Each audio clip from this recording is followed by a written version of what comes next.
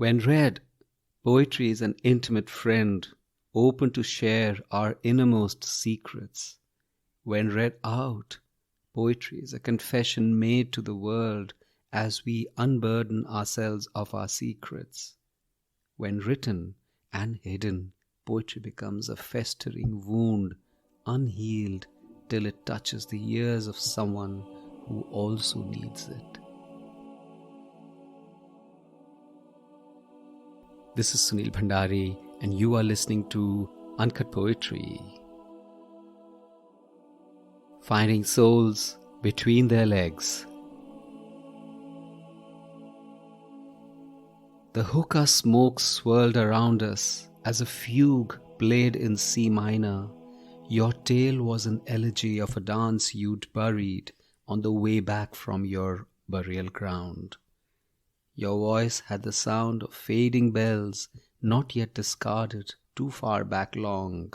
You said you woke up nights in terror, thinking of you abandoned by yourself.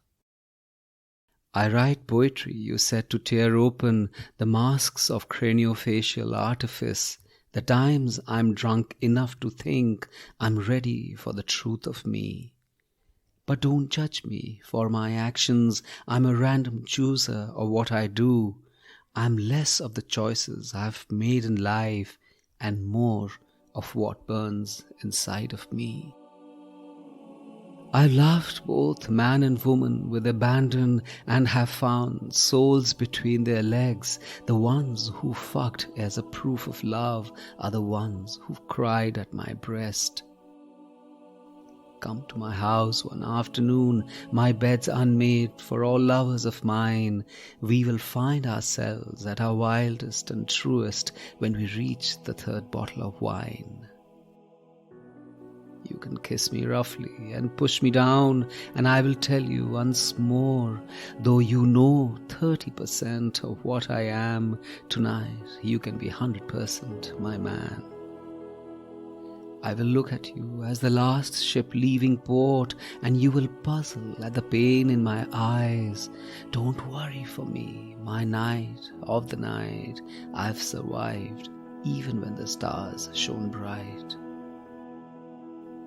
But tonight's not the time to find pity as a friend, for I'm a woman as strong as flotsam. Just light me a joint, my lover boy, and put your hand on my valley of dark. I will tell you a tale of when I cried at dawn, and you can tell me what keeps you awake at night, for I'll find my soul where I'd left it out to dry. But why is everything cavernous inside your lonely eyes? But why is everything cavernous inside your lonely eyes?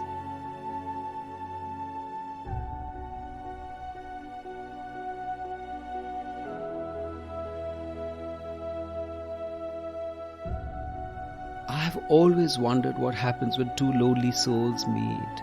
Are they able to recognize each other through their masks of verbosity or sullenness?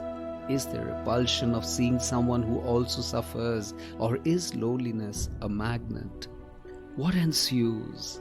Deep sharing? A slow fanning of embers to seek life in what is moribund?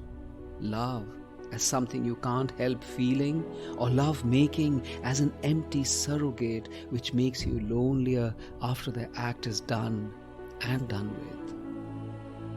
Loneliness is difficult to confess, difficult to categorize. It can run deep in the being of a person, as much a part of oneself as talking easily or having skin which glows.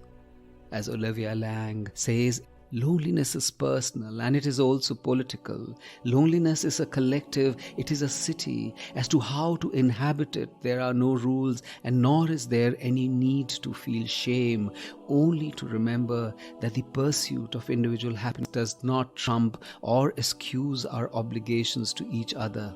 We are in this together, this accumulation of scars, this world of objects, this physical and temporary heaven that so often takes on the countenance of hell. What matters is kindness. What matters is solidarity. What matters is staying alert, staying open, because if we know anything from what has gone before us, it is that the time to feeling will not last.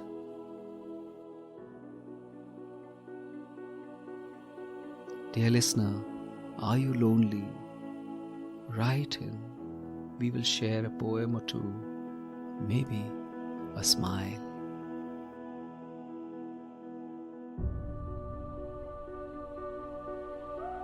This is Sunil Bhandari, and you were listening to Uncut Poetry.